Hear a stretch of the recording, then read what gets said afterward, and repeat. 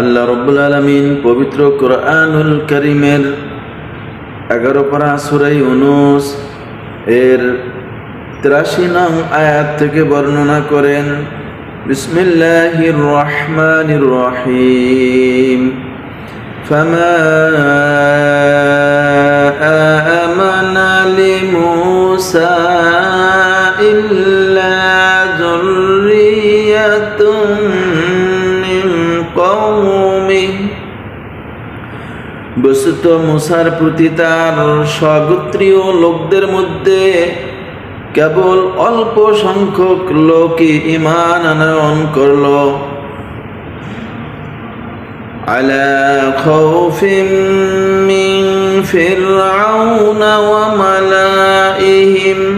তাও ফিরআউন ও তার প্রধান বর্গের এ ভয় যে আইয়াফতিনাহুম, তারা তাদেরকে নির্যাতন করে।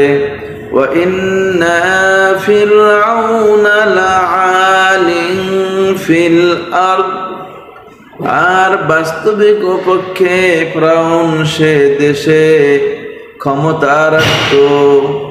ওয়া ইন্নাহু লামিনাল মুসরিফিন, আর এটাও ছিল যে সে ন্যায়ের সীমা অতিক্রম করে ফেলত।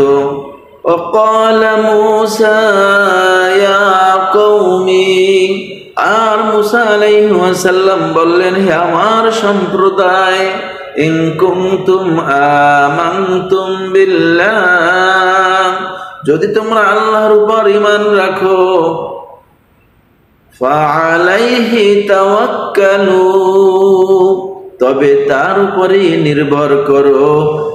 ইন কুনতুম মুসলিমিন, যদি তোমরা আত্মসমর্পণকারী হয়ে থাকো। ফাকালু আলাল্লাহি তাওয়াক্কালনা, তারা আরজ করলো, আমরা আল্লাহর উপর নির্ভর করলাম।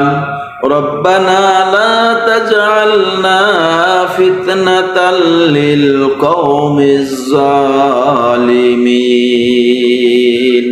হে আমাদের পরওয়ারদিগার, আমাদেরকে জালিমদের নির্যাতনের লক্ষ্যস্থল বানাবেন না।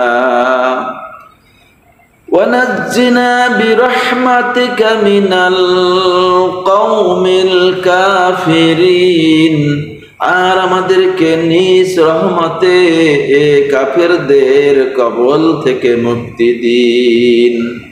ওয়া আওহাইনা ইলা মূসা ওয়া আখিহি, আর আমি মুসা ও তার ভ্রাতার প্রতি ওহী প্রেরণ করলাম।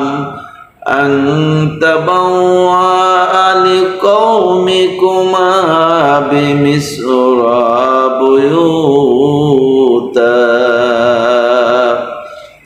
তোমরা উভয়ে তোমাদের এই লোকদের জন্য মিশরী বাসস্থান বহাল রাখো। ওয়াজআলু বুয়ুতাকুম কিবলাতাও ওয়া আকিমুস সালাহ, আর নামাজের সময় তোমরা সকলে নিজেদের সে গৃহগুলোকে নামাজ পড়ার স্থান রূপে গণ্য করো এবং নামাজ কায়েম করো। ওয়াবাশশিরিল মুমিনিন, আর আপনি মুমিনদেরকে সুসংবাদ দিন।